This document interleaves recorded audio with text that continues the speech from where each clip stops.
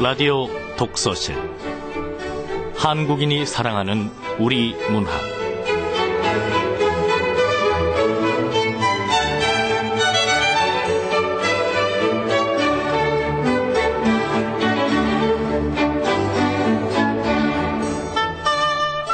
안녕하세요. 아나운서 김경란입니다.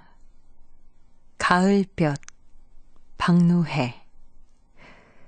가을볕이 너무 좋아 고추를 따서 말린다. 흙마당에 널어놓은 빨간 고추는 물기를 여이며 투명한 속을 비추고 노푸른 하늘에 내걸린 흰 빨래가 바람에 몸 흔들며 눈부시다. 가을볕이 너무 좋아 가만히 나를 말린다. 내 슬픔을, 상처난 욕망을, 투명하게 드러나는 살아온 날들을. 박노해 시인의 가을볕입니다. 이 가을볕 가득한 곳에 누워. 어디든 뭐 상관이 없겠죠. 볕이 잘 드는 거실도 좋겠고요. 또 단풍이 떨어지기 시작한 나무 아래도 좋고 시골집 평상 위도 좋겠고요. 가을볕을 마주하고 누울 때는 힘을 쭉 다 빼고 편히 누워서 온몸으로 가을볕을 받고 싶습니다. 그렇게만 한다면 슬픔과 상처까지도 깨끗하게 마를 것 같은 그런 가을입니다.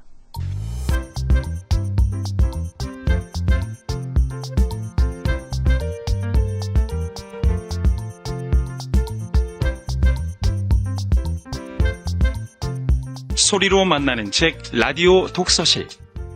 한국인이 사랑하는 우리 문학을 김경란 아나운서와 함께 만나봅니다.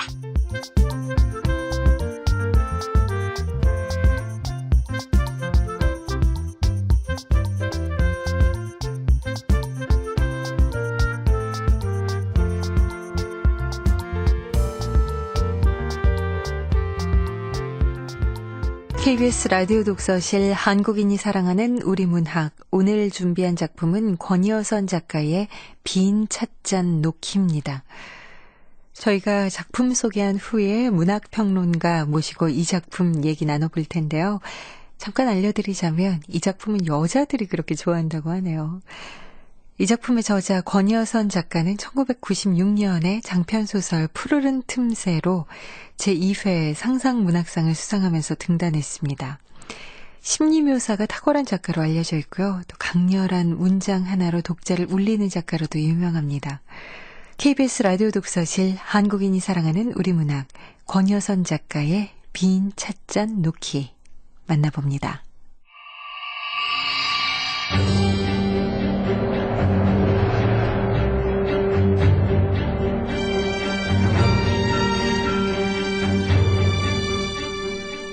빈 찻잔 놓기 권여선.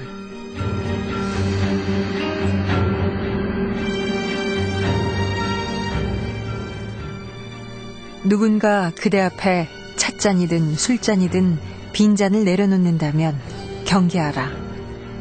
그것은 처음에는 온화하고 예의 바른 권유로 보일 수도 있지만 언젠가는 그것이 그대에 대한 가장 잔인하고 난폭한 지배로 돌변할 수도 있으니.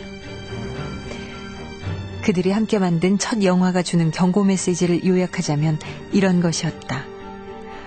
애당초 빈잔에는 이런 무시무시한 의도가 담겨 있을 수도 있다. 닥치고 마셔. 안 마셔? 좋아. 두고 보자고. 결국엔 마시게 될 테니. 그녀는 무기력하게 고개를 끄덕였다. 결국엔 마시게 된다. 그러니 앞으로 그녀는 연선배와 다시 작업을 하게 될 것이다.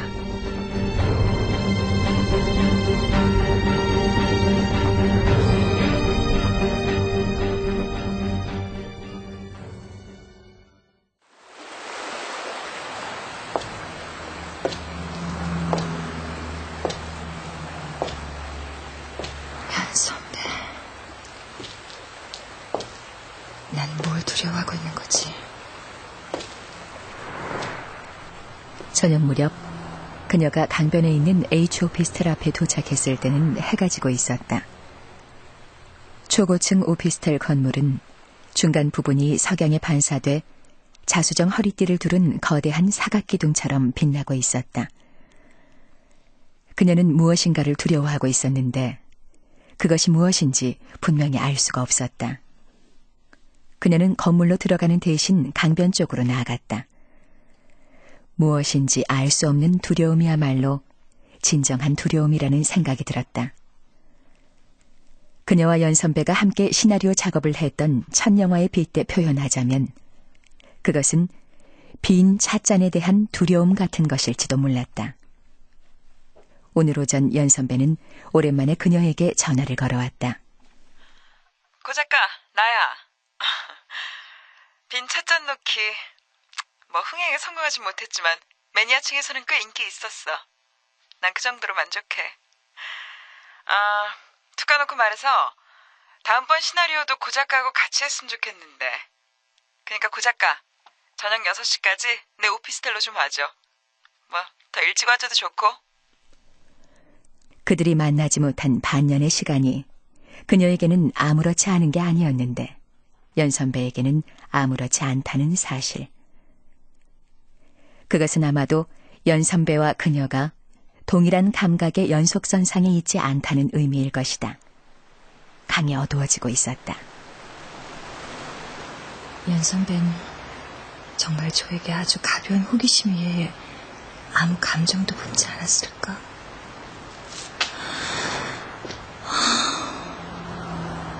강변이 내려다 보이는 저기 오피스텔 19층이 아니라 좁은 골목이 내려다 보이는 망원동 12, 3층에 살던 그때.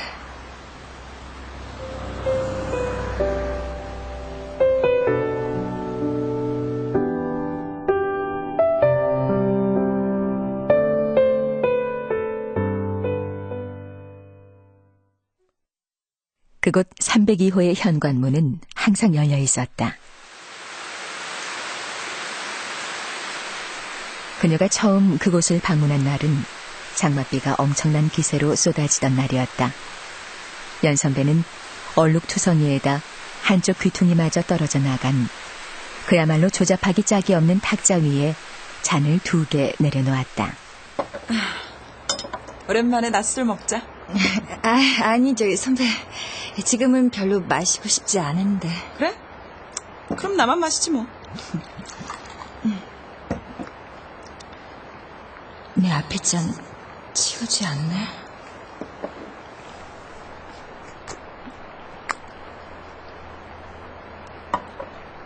눈앞에 빈잔이 놓여있다 보니 어느 순간 그녀도 자연스럽게 술을 받아 마시고 있었다. 그리고 자연스럽게 연 선배와 함께 시나리오 작업을 진행하기로 결정을 보았다. 그것은 그녀가 그 즈음에 내린 결정들 중에서 가장 무모하고 신선한 결정이었다. 그날 M연립에서 그들이 2시간쯤 이야기를 나눈 뒤였다. 갑자기 복도 쪽이 소란스러워지는가 싶더니 새로운 방문객들이 302호 실내로 쏟아져 들어왔다. 방문객들은 모두 5명이었다. 연 대표 반가워요. 잘 들었어요, 연장님. 안녕하세요. 다들 들어와. 손님이 있었네. 이번에 시나리오 같이 작업할 거라는 그 작가? 예. 안녕하세요. 자, 다들 어서 앉아. 아이고. 고 작가도 연 대표 팬인가? 여기 모인 사람들 다 연 대표 좋아하거든. 예, 맞아요. 저도 연 대표님 좋아해요. 야심이나 관용력이 그다지 추하지 않게 오히려 고급스러운 액세서리처럼 은은하게 반짝이는 사람이 있잖아요. 그런데 이상하죠. 연 선배는 사람을 긴장감 있게 끌어당기지만 아무리 가까워져도 끝내 가까워진 데는 느낌을 주지 않거든요. 처음 보는 사람들도 있지? 자, 이쪽은 나하고 빈 찻잔 놓기 시나리오 작업 같이 할 고 작가. 안녕하세요. 다른 사람들은 다들 구면일 테고, 이쪽은 예원 씨. 반가워요. 또 이쪽은 블랙조. 안녕하세요. 검은 옷만 입어서 블랙조래요. 블랙조. 그는 들어온 무리 중 맨 끄트머리였으므로 그녀는 그의 얼굴을 제대로 보지 못했다. 힐끗 본 그는 눈이 조금 작다는 인상을 주었는데 사실 그의 눈은 별로 작지 않았다. 다만 전체적인 표정이 막 자고 일어난 듯 무심하고 아련해 그렇게 보일 따름이었다. 모임의 분위기는 자연스레 그 자리에 모인 사람들을 모두 알고 있는 연 선배가 주도했다. 자, 마시고 죽자! 왜 그래, 장 감독? 천천히, 어? 천천히. 알았어. 고 작가 왜 안 마셔? 마시고 있어요. 술 많이 안 하는 사람 따로 있는데. 어? 뭐라고?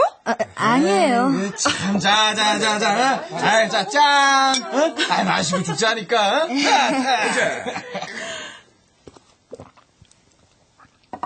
저 블랙조는 술을 좋아하지 않나 봐.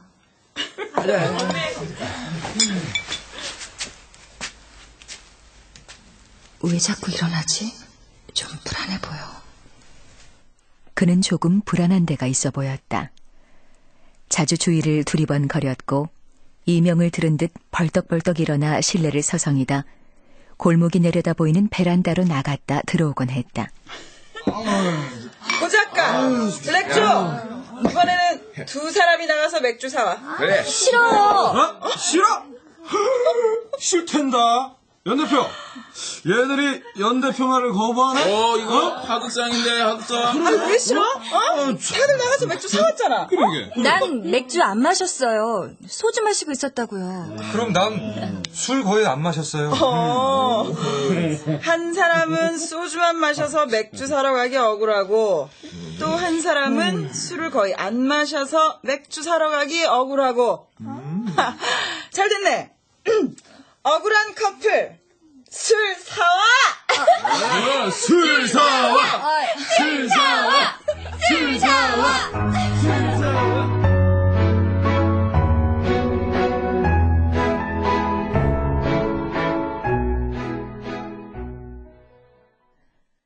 결국 둘은 억울함으로 연대한 커플로 간주되어 더욱 술을 사오라는 부추김을 받았다.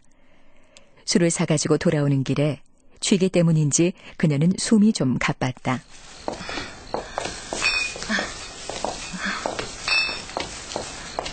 M연립의 어둡고 좁은 계단에 들어서자 그녀의 쌕쌕거리는 숨소리는 더 크게 울렸다. 주세요. 됐어요. 주세요. 됐어요. 아이고, 참나. 왼손잡이네요. 나 지금 반하는 중인가 봐. 양손에 무거운 봉지를 들고 계단을 오르는 그의 뒷모습을 바라보며 지금 그에게 반하는 중인가 하고 의아해했다. 사건을 다르게 본다면 이런 해석이 더 타당할 수도 있다. 그녀가 원래부터 그에게 반할 운명이었던 게 아니라 연 선배의 연출을 통해 모종의 역할을 맡으면서부터 비로소 그에게 반하기 시작한 것이라고. 둘을 한 쌍으로 묶는 연 선배의 설정은 그녀 앞에 빈잔을 놓는 일 같은 것이었다고. 연 선배는 그때 왜 그랬을까? 왜 하필 나와 블랙조를 연관시키려 했을까? 줄곧 블랙조에게 관심을 보이던 여자, 입술이 포르족족한 백석의 시를 연상케 했던 예원 씨도 있는데, 아니, 연 선배 자신도 블랙조한테 관심이 있었으면서 왜 하필 나한테?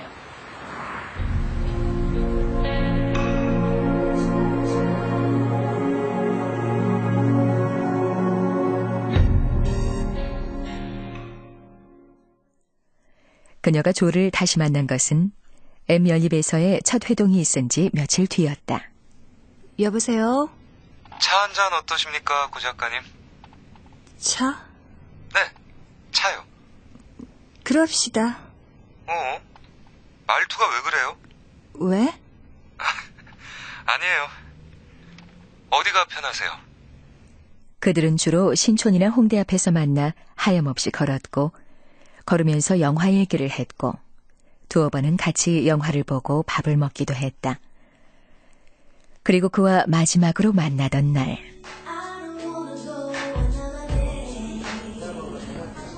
지난번에 본 영화 정말 좋았지. 아, 예. 우리 오늘은 헤이리 한번 가볼까? 아니면 선유도는 어때? 아, 그게... 나왔어. 이영환 씨가 왜? 당황한 걸 들키면 안 돼. 연 선배는 안 오나? 한 시간쯤 뒤에 우리가 망원동 작업실 쪽으로 움직이면 돼요. 엉뚱한 질문에 제대로 된 질문으로 날 바꾸는군. 이제 그거 토마토 주스요. 더럽게 맛없게 하는데. 왜 내가 주책봐가지고 된 더러운 느낌이 들까? 그 느낌은 망원동 M연립에 도착해 연 선배의 얼굴을 볼 때까지 지속되었다. 연 선배는 302호에 혼자 있었고 평소에 하지 않던 옅은 화장까지 하고 있었다. 그의 뒤를 따라 들어선 그녀를 보자 연 선배의 화사한 얼굴 위로 그녀 자신이 조금 전 카페에서 극구 숨기고자 애썼던 예상치 않은 일에 직면한 자의 당황한 표정이 떠올랐다. 연 팀장님, 우리 왔어요. 다들 몰려올 줄 알았지. 어서 들어오시라. 맞다. 장감독 불러야겠다. 그날은 그런 식이었다. 장 감독은 302호에 연 선배만 있는 줄 알고 왔다가 그들이 때로 모여 술판을 벌이고 있는 걸 보자 당황하여 냉큼 다른 스텝 하나를 불러들였다. 실망의 연쇄 속에 한 사람 한 사람씩 늘어나는 방식이 마치 한 꼬마 두 꼬마씩 늘어나는 기묘한 인디언 놀이와도 같았다. 그리고 그 수수께끼 같은 놀이는 블랙조, 그가 쓰고 있는 아련한 복면의 눈빛으로부터 비롯되었다.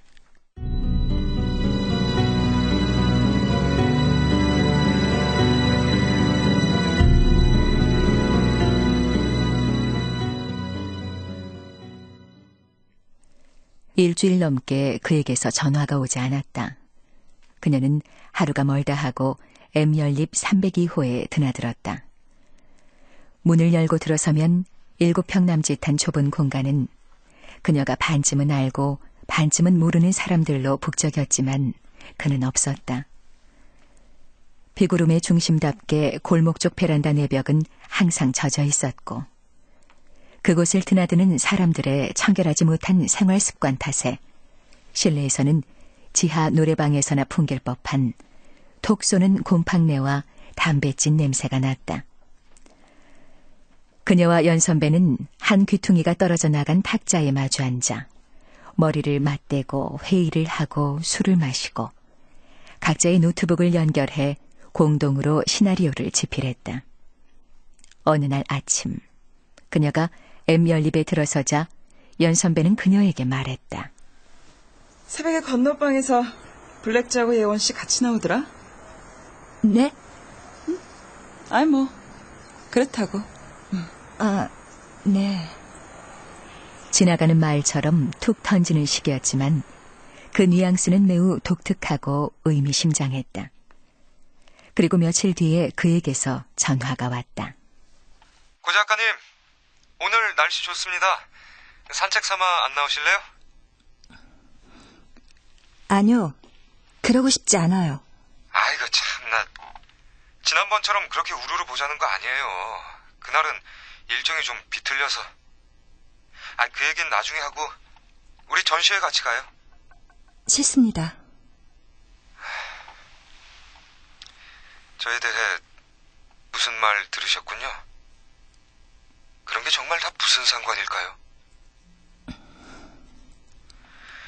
고 작가님은 좀 다르신 줄 알았는데 전 우리가 좀 통한다고 생각했어요.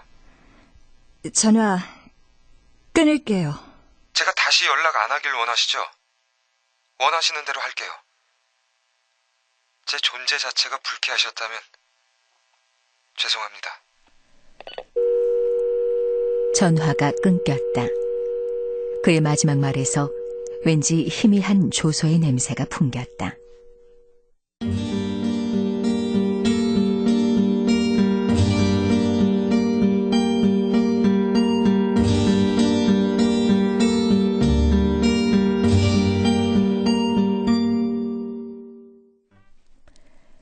한동안 그는 그녀에게 강박관념이며 모든 사고의 중단이었다.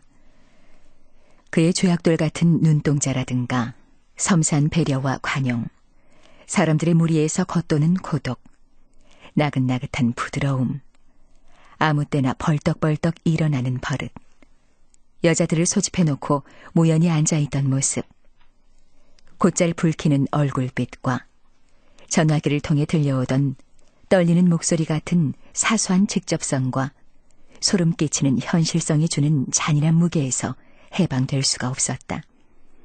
그녀는 그를 통째로 잊고 싶었지만 그는 그녀의 머릿속에 파편처럼 산산이 박혀 모조리 한꺼번에는 드러낼 수가 없었다.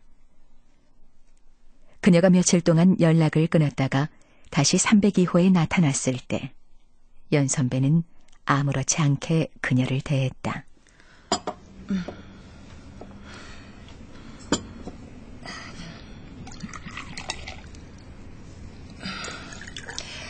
아무래도 이 작업 계속 못할 것 같아요, 선배. 그 말 하러 왔어요. 고 작가 질투하는구나? 네? 제가 뭘 해요? 질투한다고. 제가 왜요? 고 작가 재밌네. 고 작가 하지 마세요. 저 작가 아니에요. 그래, 너. 그럼 너라고 하지. 넌 지금 그 낫도깨비 같은 기집애를 질투하고 있어. 그건 아니에요. 그런 년을 왜 질투하냐고? 우린 비슷한 데가 많지? 연 선배하고 비슷한 점이라. 글쎄, 생각해본 적은 없지만 그렇게 부르니 그런 것도 같네. 입술이 천변 만화 같은 예원 씨보다는 화장을 거의 하지 않는다는 점에서 연 선배와 더 가깝다고 할 수 있겠지. 고 작가, 기분 나빠도 인정할 건 인정합시다. 우린 비슷한 데가 많아. 그렇지? 기분 나쁜 건 아니에요. 질투란 건 말이야, 원래 판이하고 불가능한 쪽을 향하는 거야. 대상이 저질이든 고상하든 중요하지 않아. 나랑 판이하게 다른 년, 내가 죽었다 깨어나도 될 수 없는 년, 정글이나 동굴에서 튀어나온 것 같은 년, 그런 년들한테도 손을 써볼 수가 없지. 이해도 안 되고 납득도 안 돼. 우린 걔네들 눈 깜빡거리는 동작 하나도 흉내 못 내. 걔네들은 어쩐지 늙거나 죽지도 않을 것 같아. 그러니 그저 우리 같은 것들은 평생 질투나 하다가 나가 떨어지는 수밖에. 그녀는 한숨을 쉬었다. 조에 관한 말을 어떻게 시작해야 좋을지 판단이 서지 않았다. 그가 그녀들 셋 사이에서 어떤 포지션을 잡고 있었는지 연 선배는 짐작도 못할 거라고 생각하는 순간 연 선배가 웃었다. 두 연놈이 우리 둘을 갖고 논 거 맞지? 그녀는 침을 삼켰다. 연 선배에 대한 감탄과 경악으로 머릿속이 멍해졌다. 연 선배 입에서 서슴없이 튀어나온 말, 두 연놈이라든지 갖고 논다든지 하는 말에 싱싱하고 또렷한 적시성에 소름이 끼쳤다. 그녀는 탁자 위에 엎드렸다. 젊은 그들은 무서운 실체였다. 나이든 연 선배와 그녀를 자극하고 어르고 위협하는 알지 못할 힘을 가진 무섭고도 무심한 짐승 같은 존재들이었다. 그녀와 연선배를 해괴한 욕망 속으로 한 발 한 발 끌어들이는 몸 가벼운 한 쌍의 전도사였다. 그녀는 뭘 좀 안다고 생각했고 연선배는 모든 걸 꿰뚫어 보고 있었지만 둘 다 손도 못 써보고 무차별적으로 나가 떨어졌다. 이해도 안 되고 납득도 안 됐다. 연선배가 그녀의 어깨 위에 가만히 손을 올려놓았다. 고 작가, 제작사 통해서 연출부 직원 둘 교체하도록 했어. 그것으로 끝이었다.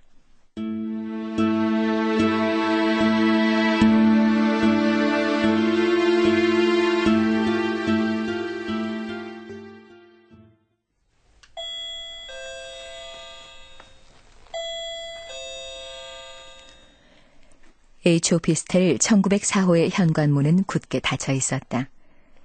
그녀가 벨을 누르자 문을 연 사람은 놀랍게도 예원 씨였다. 이번에는 와인빛으로 번쩍이는 입술이었다. 와, 도원이었다. 언니? 언제부터 내가 언니였지? 뭐야? 어서 들어와요, 언니. 대표님, 도원이 왔어요. 예원이가 우리 고 작가 되게 보고 싶었나 보네. 그럼요, 대표님. 완전 반가워요. 예원 씨는 살짝 취해 있었다. 낯선 사람들이 원목 바닥으로 된 넓은 거실에 불규칙하게 둘러앉아 있었다. 연 선배는 거기 모인 사람들을 그녀에게 소개해줄 생각이 없는 듯했다. 그녀는 더러운 담요에 한 자락을 덮듯이 빈 자리에 끼어 앉았다. 그들은 와인과 맥주를 마시고 있었고 곳곳에 놓인 접시에는 막회처럼 두툼하게 썰린 치즈 조각과 육포, 과일들이 있었다. 그들 중에 그녀가 유일하게 알고 있는 사람은 장감독뿐이었다. 고 작가. 내가 우리 연 대표한테도 얘기가 났는데 말이야.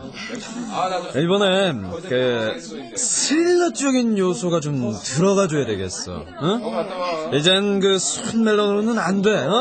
톡 쏘는 맛이 있어야지. 안 그래? 네. 응. 맥주 다 떨어졌다. 그래요? 제가 사올게요. 아니야. 고 작가는 그냥 앉아있어. 안 그래도 소주 좀 사오려고 했어요. 그래? 고 작가 소주 먹게? 그럼 우리 신 팀장이 고 작가랑 같이 나갔다 올래? 아니요. 예원 씨랑 같이 갈게요. 에? 아니, 신 팀장이랑 같이 가야 하는데. 오랜만이라 할 얘기도 많고. 예원 씨, 같이 갑시다. 그게... 예원 씨의 표정이 애매해졌다. 과도하게 치밀한 척을 하던 연기력에 잠시 빈틈이 드러나는 순간이었다. 그러나 예원 씨는 이내 희죽 웃으며 네, 좋아요. 오피스텔 건물 1층에 있는 편의점에서 술을 사가지고 나오는 참에야 그녀는 간신히 참았던 질문을 던졌다. 그동안 예원 씨는 무슨 일 하고 지냈어? 영화 일했죠. 어디서? S팀이요. S팀? 이번에 애플에서 개봉하는 2번째 영화요. 몰라요? 난 그때 예원 씨 망원동에서 빠지면서 그만둔 줄 알았는데. 그만두긴요.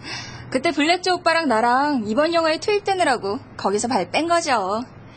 그쪽 M팀이 준비했던 건 일단 소품이고 우리 S팀은 완전 대작이었잖아요. 연 대표님 혼자서도 M팀 시나리오는 충분히 감당이 되신다고 해서 우리는 S팀으로 들어갔죠. M팀은 뭐고 S팀은 다 뭐야? 이 언니 정말 모르나 보네. 망원동 멜로팀은 M팀이었고 서교동 SF팀은 S팀이었잖아요. 그리고 지금 오피스텔에 모인 사람들은 3번째 영화 Y팀에 소속될 사람들이고요. 블랙조 오빠는 4번째 영화 T팀에 소속될 예정이에요. 블랙조도 아직 영화해? 그럼요. 그래. 근데 왜 이번엔 예원 씨랑 같은 팀에서 안 해? 둘이 사귀지 않아? 언니, 알고 그러는 거예요? 모르고 그러는 거예요? 뭘? 그 오빠 여자한테 관심 없잖아요. 뭐? 언니 진짜 몰랐나 보네. 연 대표님도 알고 계시니까 난 언니도 아는 줄 알았지. 연 선배, 아니, 연 대표님도 알아? 알죠. 알고 그때 완전 넘어갔잖아요. 언제? 한참 됐는데 망원동 있을 땐가? 연 대표님은 워낙 쿨하셔서 괜찮은데 언니가 좀 블랙조 오빠를 불편해한다고 들었는데 맞지 언니? 그래서 그 오빠가 나한테 무슨 얘기를 어떻게 하고 다니냐고 난리 쳐가지고 그때 완전 절규할 뻔했잖아요. 지금 와서 얘긴데 그 오빠가 인간적으로 언니 좋아했거든요. 아마 이 팀에 안 들어오려는 것도 언니 때문일걸요.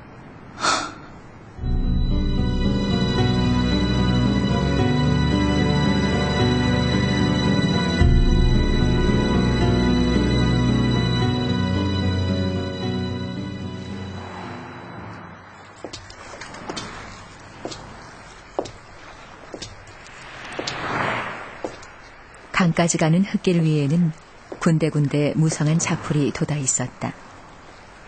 후덥지근한 밤이었지만 강에 가까워질수록 바람은 세고 시원해졌다. 강바람이 그녀의 취기를 누그러뜨리고 달아오른 뺨을 식혔다. 다만 그것이 목적일 뿐이라는 듯 그녀는 바람이 불어오면 그쪽을 향해 심호흡을 했다. 강은, 아니 강이라고 생각되는 검고 길쭉한 공간은 전혀 흐르고 있지 않은 것처럼 보였다. 흘러가는 건 흘러가는 대로 내버려둬. 감정이 흐르는 대로 그냥 흘러가게 놔두라고. 부질없음을 부질없음으로 받아들여. 어쩔 수 없는 것들에 대해서는 입을 다무는 거야. 대답이 돌아오지 않는 것들에 대해서는 따져 묻지도 말고. 연 선배, 그때 진실을 말해줬더라면 난 그를 포기하느라 지독한 불면에 시달리지 않아도 됐었어. 얕은 잠에서 깰 때마다 시계를 받고 시간이 흐르는 게 두려웠다고. 시계바늘이 돌면서 시간이 흘러간다는 사실. 시침과 분침이 시시각각 낯선 시간을 가리키고 있다는 사실을 견딜 수 없었다고. 아프지 않고 울지도 않게 될 때까지 얼마나 많은 시간이 필요했는지 당신이 알기나 해? 시나리오가 완성될 즈음 연선배 당신은 또다시 내 앞에 빈잔을 놓으며 말했었지. 끝났어. 다 잊자.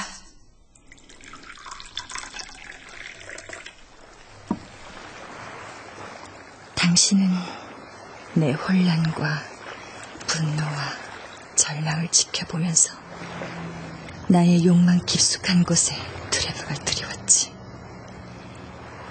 나보다 고작 2살 많은 주제에. 뭐? 흘러가는 건 흘러가는 대로 내버려둬. 낡은 마녀. 당신은 알고 있었어. 빈 잔을 놓는 행위는 이미 어떤 영향을 미쳐 당신이 의도한 결과를 만들어낸다는 사실. 여백이 윤곽을 만들고 반사된 것이 반사한 것을 드러내지. 연선배 당신은 내 앞에 빈잔 하나를 내려놓음으로써 내가 시나리오를 쓰는 내내 퍽퍽한 고통의 육질에서 가장 쓰라린 실현의 칩을 쥐어짜내도록 만든 거야. 그래, 되돌아가서 그 얼굴, 연선배 얼굴을 다시 한번 봐야겠어.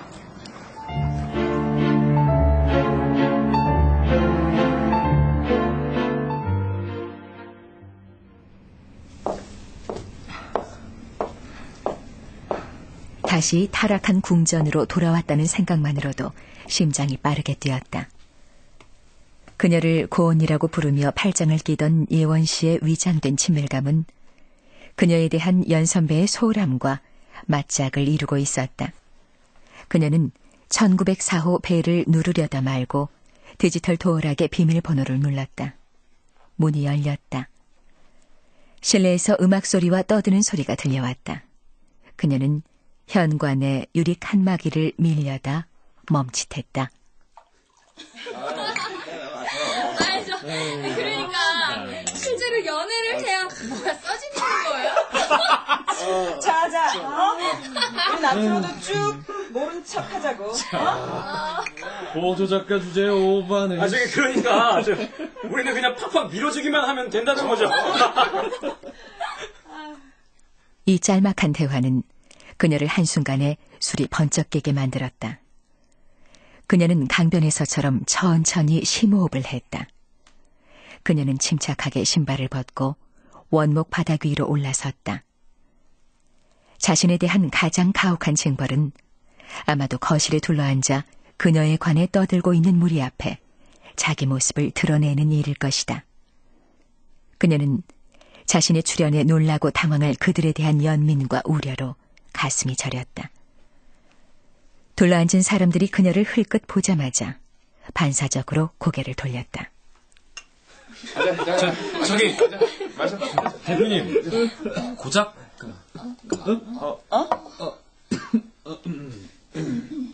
연선배 표정은 잘 모르겠네. 어딜 그렇게 돌아다니다 와? 저기 강이 좋아서. 그래? 강 참 좋지. 역시 작가는 달라. 참, 구 작가. 우리 첫 시나리오 쓰던 그 탁자 알지? 그거 서재에 갖다 놨어. 우리 또 거기서 쓰자. 탁자? 망오던 연립에서 난 조잡한 탁자를 사이에 놓고 하던 연선배 말이 모두 투명한 진실이라고 믿었어요. 그때 우리 얼마나 많은 얘기를 나눴는지, 시시콜콜한 과거사부터 진지한 인생 설계까지, 미묘한 감정의 표백부터 장난스러운 실현담까지.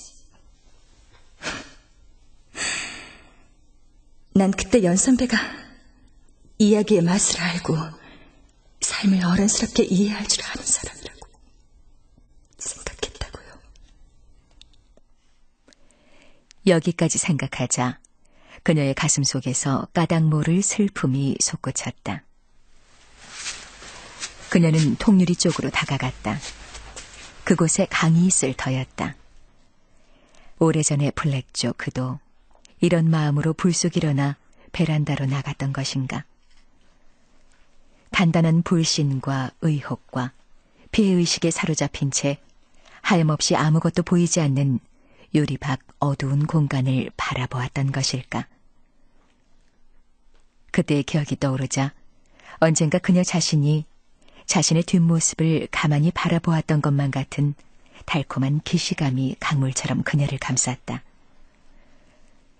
그가 마지막으로 그녀에게 했던 말이 기억났다. 제 존재 자체가 불쾌하셨다면 죄송합니다. 그녀도 지금 이 오피스텔 1904호에 모인 사람들에게 희미한 조소를 띠고 정중하게 그 말을 해주고 싶었다. 제 존재 자체가 불쾌하셨다면. 그녀는 고개를 숙여 오른손으로 왼손등을 천천히 쓰다듬었다. 통유리를 통해 누군가 그녀를 바라보는 시선이 느껴졌다. 연선배였다. 이제 그녀는 분명히 안다. 무리를 조종하는 데 능한 연선배가 그녀에게 블랙조의 성적 취향을 숨김으로써 그녀를 가망 없는 감정의 소모 속에서 헤매게 만든 연선배가 그것이 좋은 시나리오를 얻어내려는 의도의 실현이었다고 착각하고 있는 연선배가 실은 처음에는 스스로도 그에게 무섭도록 끌렸으며 입술이 새파란 예원 씨의 젊음을 새파랗게 질투했다는 것을.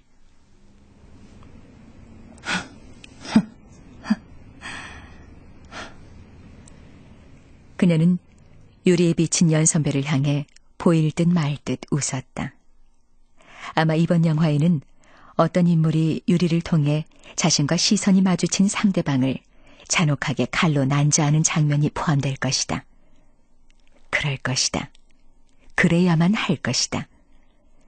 한낱 보조작가인 그녀로서는 스릴러 운운하던 장 감독의 빈잔도 채워줘야 할 의무가 있으니 말이다.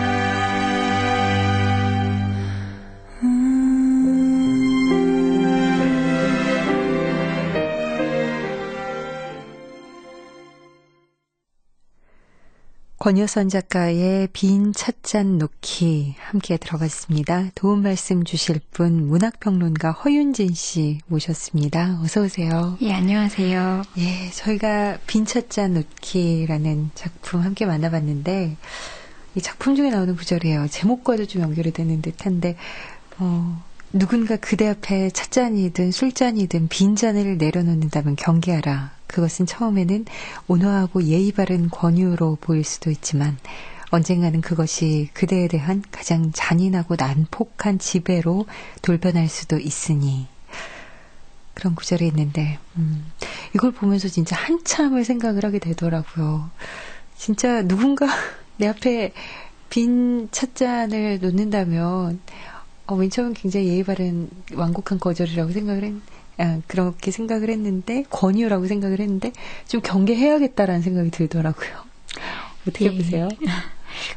저희가 셰익스피어 희곡을 봐도 이제 뭐 술잔을 건네거나 뭐 이런 장면들이 가끔 나오는데 그럴 때 참 재미있는 것이 그 인간에게 이것이 독배가 될 수도 있고 또 축배가 될 수도 있는 것 같아요. 그런 것처럼 지금 이 빈 찻잔 놓기에 나오는 뭐 찻잔이든 술잔이든 이런 식의 어떤 잔이 오는 것도 이게 표면적으로 볼 때는 누군가 나한테 이제 호의를 가지고 뭔가 좋은 것을 부어주기 위해서 잔을 내미는 것처럼 보이지만 사실 그 빈 찻잔이라는 것이 그 찻잔을 내미는 혹은 술잔을 내미는 사람의 어떤 욕망의 도구가 될 수도 있고 그렇게 해서 내가 타인의 욕망에 응답을 할 때 내가 타인의 어떤 삶의 즐거움이라던가 아니면 쾌락을 위해서 희생될 수 있는 그런 도구가 될 수도 있다는 뜻이 있겠죠. 그래서 양가적인 의미가 있는 것 같아요. 그리고 그 제스처 뒤에 숨은 의미는 이렇게 소설이 진행되는 것처럼 우리의 어떤 삶의 일부가 헌납되고 나서야 파악할 수 있는 좀 그런 면이 있는 것 같습니다. 그러게요. 우리의 삶의 일부가 혼납되고 나서야 파악이 된 그게 참 문제인데 그 과정이 없으면 또 알 수 없고 말이죠.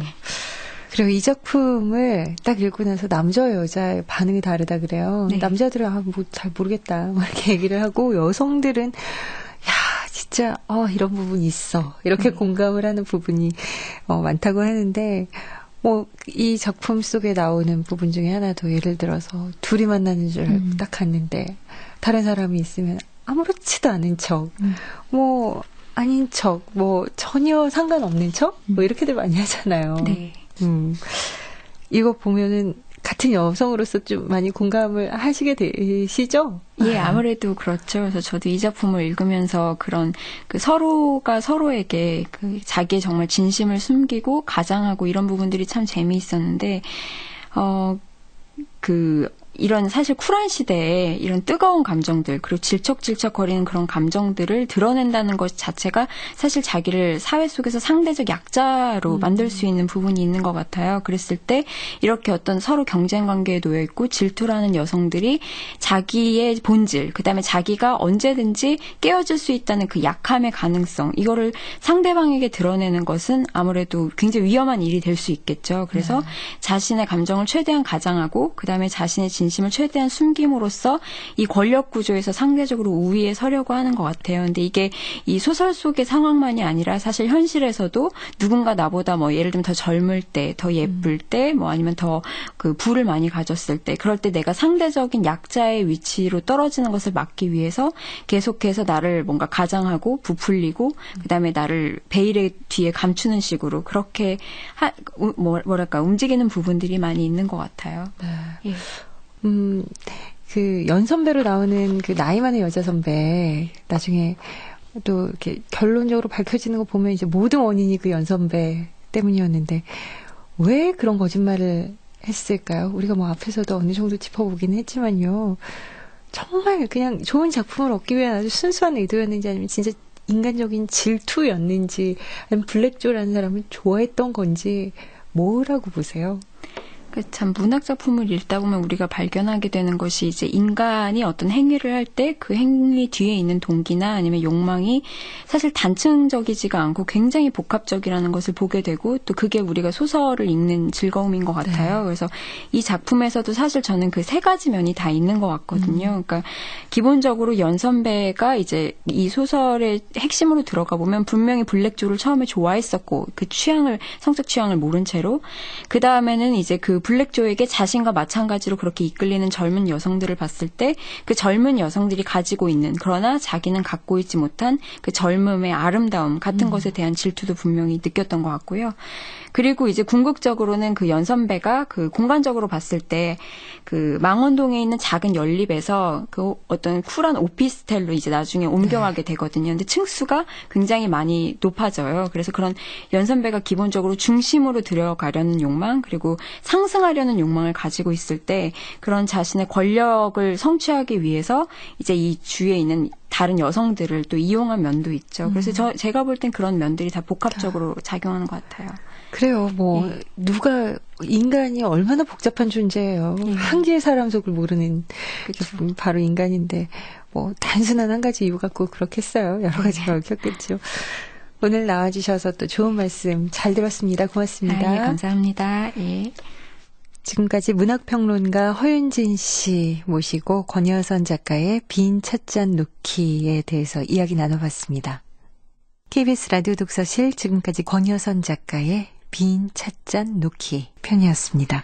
음악 강진호, 효과 안익수, 윤미원, 김기평, 기술 이흥규, 극본 서현이, 제작 서승표, 진행의 아나운서 김경란이었습니다.